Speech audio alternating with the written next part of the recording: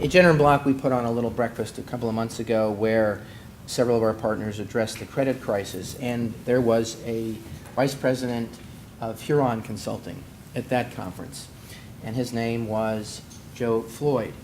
And Mr. Floyd raised a question which I think is directly on point, and something that you will hear something about both this morning and in the afternoon, because the answer to this question could very well affect the existence or not of insurance coverage. Mr. Floyd utilized recent examples of companies affected by the credit crisis to discuss whether the situation was the result of culpability or the confluence of market chaos. Did people do things that were wrong, or did we end up in a situation where there was irrational behavior, a collapse of the system, and systemic risk? While it seems that there were a number of market forces at play, he said, it is important in analytical assessment to gauge culpability and to identify compliance and valuation issues. Okay, that's basically where we are. Did we get here because of a systemic problem with the financial markets? Had they set themselves up, had they gone way too far on a limb in issuing auction rate securities, for instance, which itself has generated 150 cases, or collateralized debt obligations, or what we call credit default swaps.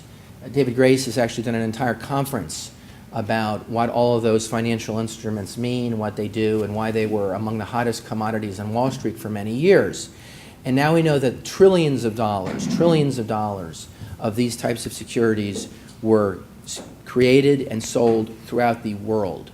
Okay, did we go way out on a limb? Was that a systemic problem? Or is there significant culpability here? Was there intentional wrongdoing? Did the people who created these securities know that they were inherently flawed? Were these defective products, just to put it simply? Were these defective products, but were they created and marketed and sold with the knowledge that they really couldn't work the way they were intended to work?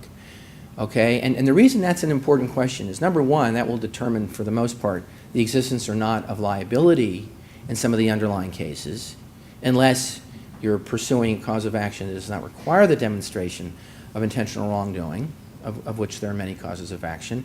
And for the insurance context, it's particularly relevant because, as Walter will tell you, and as you'll hear from the speakers this afternoon, whether or not directors and officers liability coverage responds or errors and omissions liability coverage responds could turn on whether or not the losses for which coverage is being sought were the result of intentional wrongdoing, i.e., were they a result of actions that the person knew would result in a loss.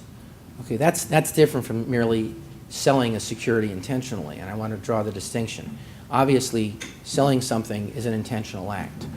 Creating a lawnmower is an intentional act, but whether you create a security or make a lawnmower knowing that the lawnmower's blade is going to fly off and kill someone, okay, that arguably can lead to a determination of intentional wrongdoing.